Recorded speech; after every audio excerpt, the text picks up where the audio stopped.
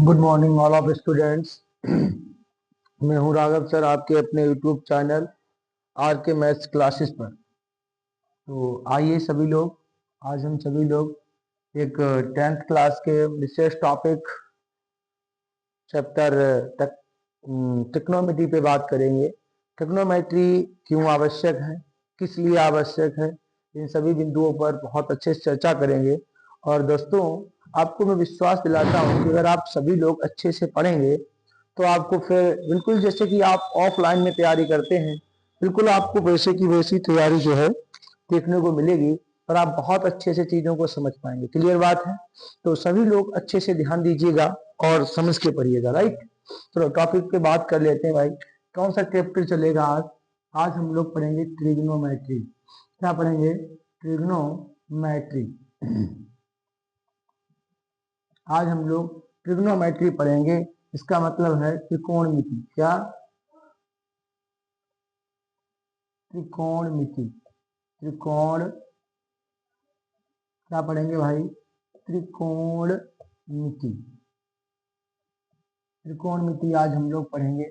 अब त्रिकोणमिति में बच्चों क्या है, हमारे जो 10th क्लास का सिलेबस है इसमें त्रिकोणमिति का सिर्फ और सिर्फ परिचय दिया रखा है। क्या दे रखा है? त्रिकोणमिति का सिर्फ और सिर्फ परिचय दे रखा है। वैसे त्रिकोणमिति की बात करें, त्रिकोणमिति का सिलेबस बहुत ही ब्रॉड है, बहुत ही बड़ा है, लेकिन चूंकि आप लोग बच्चे हैं तो बच्चों के हिसाब से ही हमारे एजुकेटर्स ने जो है बेटा कि इनको बहुत ही सीमित तरीके से यानी इनके परिचय के रूप में आपके सामने पेश किया है। तो इसको हम बहुत ही आराम से सॉल्व करेंगे। अब देखो, त्रिकोणमिति का नाम लेते ही बच्चे समझते हो यार बहुत बड़ी चीज दे दिया। ऐसा कुछ भी नहीं है। अगर आप मेरे बताए हुए टॉपिक्स को धीरे धीरे से पढ़ेंगे तो आपको बहुत ही सरलता से, बहुत अच्छी तरीके से आपको समझ में आ जाएगा। पहली बात तो ये है कि त्रिकोणमिति हमें क्यों पढ़ना जरूरी है। त्रिकोणमिति हमें पढ़ना क्यों जरूरी है, सबसे पहला टॉपिक ये है। तो त्रिकोणमिति हमारे लिए क्यों आवश्यक है, इस बात पे हम चर्चा करेंगे। राइट बेटा, तो त्रिकोणमिति इसलिए जरूरी है बेटा, वो समझने की कोशिश करेंगे कि त्रिकोणमिति क्यों जरूरी है। देखिए भाई, त्रिकोणमिति क्या है बेटा, जैसे कि आजकल क्या है, एक टेक्नोलॉजी का जमाना है। किसका जमाना है बेटा? आजकल टेक्नोलॉजी का टाइम है भाई। और टेक्नोलॉजी जो है बेटा, टेक्नोलॉजी के अंतर्गत जो है बेटा कि बहुत सी सारी आप आजकल देखते हैं टेक्नोलॉजी में बहुत सी मशीनें बन रही हैं। तो आप कहीं तो आप कोई एटम बम बनाते हैं, कहीं तो आप कोई भी एक अच्छे पात्र बनाते हैं, तो उसको आपको कहाँ पे डालना है, कहाँ पहुंचाना है। राइट, आपको तो उसकी सटीक दूरी को मापना, उसको घुमा करके डालना, उसे कहाँ पर सटीक से पहुंचाना, इन सभी चीजों के लिए जरूरी होता है बेटा त्रिकोणमिति। राइट, तो अच्छी दूरी और एकदम फिक्स दूरी को मापना, चीजों को करेक्टली वहीं पे पहुंचाना ही त्रिकोणमिति कहलाता है।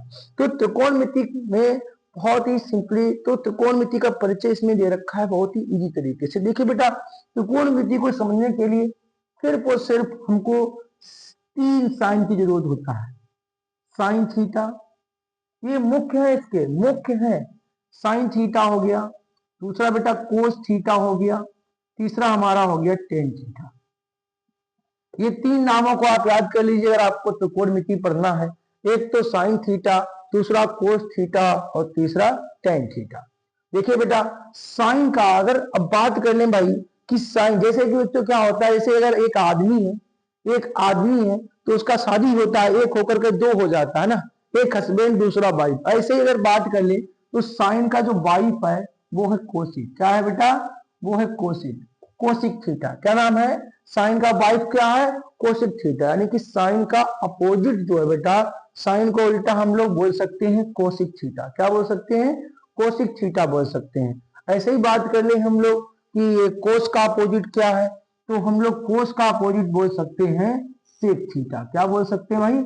सेक थीटा हम लोग बोल सकते हैं। बड़ी अच्छी तरीके से पढ़ेंगे। तो इसका अपोजिट सेक थीटा होता है। तो ये हस्बैंड हो गया और ये वाइफ बन गया। राइट बेटा, ऐसे ही हम बात कर लें कि टेन का क्या अपोजिट है, तो टेन का अपोजिट होता है कोट। क्या होता है भाई?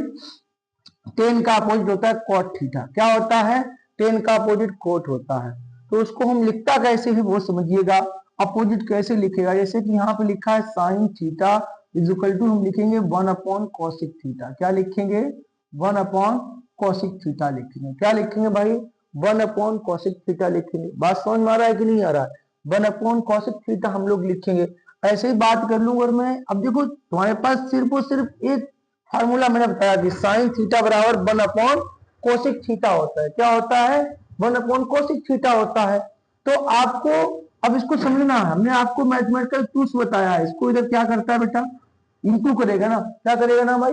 इंटू करेगा। तो ये हो जाएगा तुम्हारा साइन थीटा और इंटू कोसिक थीटा। क्या हो जाएगा? कोसिक थीटा हो जाएगा बराबर क्या हो गया? 1। तो आपने देखा यहाँ पे कितना अच्छे तरीके से हमने मैथमेटिकल टूल को तोड़ दिया। तो ये दूसरा फार्मूला बन के आ गया sine theta into cos theta 1। यानी कि बेटा समझने की कोशिश करना कि यहाँ पर sine theta into cos theta आपको कहीं मिल जाए तो वहां पे आप 1 रख लेंगे। क्या रख लेंगे बेटा? वो डायरेक्ट आप आंसर मार देंगे, इसमें कोई दिक्कत नहीं होगा। दूसरी चीज अगर देख लें, इसको अगर हम कोशिक को यहाँ पर रोक लें तो आप जानते हैं अगर मैं साइन को इधर ले जाऊं तो साइन इंटू में उधर जाएगा तो डिवाइड में हो जाएगा, राइट। तो ये क्या हो जाएगा तुम्हारा? कोसिक थीटा और equal to upon sine theta हो जाएगा। क्या हो जाएगा? Cosec theta equal to 1 upon sine theta बन जाएगा। और बन जाएगा कि नहीं बन जाएगा? बताओ भाई, एकदम क्लियर समझ में आ रहा है ना? बन जाएगा। ऐसे ही बेटा हम लोग बात कर लेंगे कोस थीटा को तोड़ने की, तो कोस थीटा बराबर भी यही होता है 1 अपॉन सेक थीटा। क्या होता है भाई? 1 अपॉन सेक थीटा होता है। आप मैथमेटिकल टूल्स का प्रयोग करिए, इसको इधर इंटू कर देंगे तो क्या हो जाएगा? कोसिक थीटा और इंटू सेक थीटा हो जाएगा। क्या हो जाएगा? बराबर 1 हो जाएगा। बोले समझ में आ रहा है कि नहीं आ रहा है? आप कोस थीटा इंटू सेक कहीं भी मिल जाए आपको डायरेक्टली आप 1 आंसर मार सकते हैं। इधर हम सेक थीटा को रोक लें बेटा तो ये क्या बन जाएगा? Sec theta is equal to 1 upon ये कोस थीटा बन जाएगा। क्या बन जाएगा बेटा? 1 अपॉन कोस थीटा बन जाएगा। क्या बन जाएगा? 1 अपॉन कोस थीटा बन जाएगा। उम्मीद करते हैं आपको बड़ा स्पष्ट और अच्छा दिख रहा होगा, राइट बेटा। तो समझ लेते हैं बढ़िया तरीके से। ऐसे ही बेटा हम लोग टेन की बात कर लूं। किसकी बात कर लूं बेटा? टेन की बात कर लूं तो टेन थीटा बराबर क्या हो जाता है? देखिएगा, टेन थीटा बराबर आपका 1 अपॉन कोट थीटा हो जाता है। क्या हो जाता है? कोट थीटा हो जाता है। ऐसे ही आप इसको भी तोड़ने की कोशिश करेंगे तो टेन थीटा और इंटू क्या हो जाएगा? कोट थीटा और बराबर क्या हो जाएगा? 1। यानी 10 इंटू कोट कहीं भी दे रखा तो आप आंसर क्या मार देंगे? 1 मार देंगे। क्या मार देंगे बेटा? 1 मार देंगे। ऐसे ही मैं कोट थीटा को रोक लूं यहाँ पे तो क्या हो जाएगा? 1 अपॉन टेन थीटा हो जाएगा। क्या हो जाएगा? Tan theta. इट मीन से सिद्ध होता है कि भाई जहां पर भी आपको कोट थीटा मिल जाए तो आप 1 अपॉन टेन थीटा कर सकते हैं। जहां पे आपको टेन थीटा मिल जाए तो 1 अपॉन कोट थीटा कर सकते हैं। अरे कर सकते हैं कि नहीं कर सकते हैं? बताइए भाई, समझ में आ रहा है कि नहीं आ रहा है? बढ़िया तरीके से। अगर नहीं आ रहा है तो कमेंट करके बताना, मैं आपको और इजीली तरीके से बताने की कोशिश करूंगा। अगर आप इस वीडियो को सही से लेक्चर को अच्छे से देखेंगे बेटा तो विश्वास दिलाता हूं जैसे आप ऑफलाइन में बैठ के टीचर के सामने पढ़ते हैं वैसा का वैसा ही आपको बिल्कुल अच्छे से समझ में आने वाला है। क्लियर बेटा हो गया? तो यहां तक आपको एकदम बढ़िया तरीके से समझ आ गया होगा। आ रहा है कि नहीं आ रहा भाई? बिल्कुल आ रहा होगा। तो आगे बात कर लेते हैं।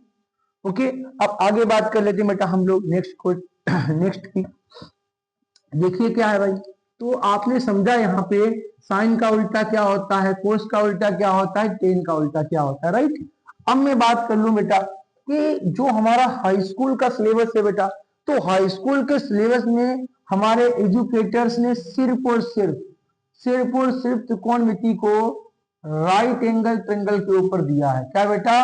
राइट एंगल ट्रायंगल के ऊपर, राइट एंगल ट्रायंगल के ऊपर। बोलोगे सर ये क्या है यार? सही है, यानी समकोण त्रिभुज। क्या बेटा? समकोण त्रिभुज के ऊपर दिया है। क्लियर है बेटा? समकोण त्रिभुज के ऊपर, सिर्फ और सिर्फ समकोण त्रिभुज के ऊपर दे रखा है। समकोण त्रिभुज के ऊपर कैसे है बिल्कुल समझाऊंगा, टेंशन फ्री रहे आप। तो ये होता ए बी और सी। क्या होता है बेटा? ए बी एंड सी। समकोण त्रिभुज में बेटा जो नीचे का भुजन होता है ये वाला, यानी बीसी वाला, तो इसको बोलता हूं बेस। क्या बोलता हूं बच्चे? बेस बोलता हूं। हिंदी में इसको आधार कहता हूं। क्या कहता हूं? आधार। से इसको बी से नोटिस किया जाता है। किससे किया जाता है बेटे? बी से नोटिस किया जाता है। क्लियर हो रहा है कि नहीं हो रहा है? दूसरा चीज बेटा ये होता है इसका हाइपोटेनस। क्या होता है बेटे? हाइपोटेनस। हाइपोटेनस होता है ये, हाइपोटेनस। फिर ये इसको बोलता है वो कर्ण, क्या बोलता है, कर्ण, क्या बोलता है, कर्ण, डायगोनल, कर्ण बोलता है, विकर्ण होता है हिपोटेनस, तो इसको डायगोनल बोलता है, क्या बोलता है, डायगोनल, क्या बोलता है, डायगोनल। और ये होता है बेटा हमारा, इसको हम लोग सॉरी यार हाइपोटेनस ही बोलेगा, क्या कंफ्यूजन हो रहा है, हाइपोटेनस, क्या बेटा, हाइपोटेनस बोलता है, हाइपोटेनस। और इसको बच्चे एच से नोटिस करता है, कैसे नोटिस करता है बेटा, एच से नोटिस करता है, क्लियर बेटा। और ये होता है इसका लंब, क्या होता है बच्चे, लंब होता है, इसको मैं बोलता हूं परपेंडिकुलर, क्या बोलता हूं बच्चे, परपेंडिकुलर बोलता हूं, क्या बोलता हूं, परपेंडिकुलर बोलता हूं। और इसको बेटा मैं पी से नोटिस करता हूं, किससे बोलता हूं, पी से नोटिस करता हूं, सही बेटा, तो पी से नोटिस करता हूं बेटे। अब हम आगे बात कर लेंगे, अब हम बात कर लेंगे आगे किस तरीके से हम इसको साइन को यहाँ पे यूज करने वाले हैं बढ़िया तरीके से। लेकिन भाई इसका यूज हम तभी करेंगे आपके कमेंट के आधार से, जब आप मुझे बताएंगे सर हाँ बहुत बढ़िया आप वीडियो बनाए हैं और आप मुझे आगे और अच्छे तरीके से पढ़ाइएगा, जब कमेंट में आप बताएंगे तो मैं इसके आगे का आपको वीडियो बहुत बेहतरीन तरीके से करके दिखाने वाला हूँ। दैट्स, तो आज के लिए इतना ही, थैंक यू।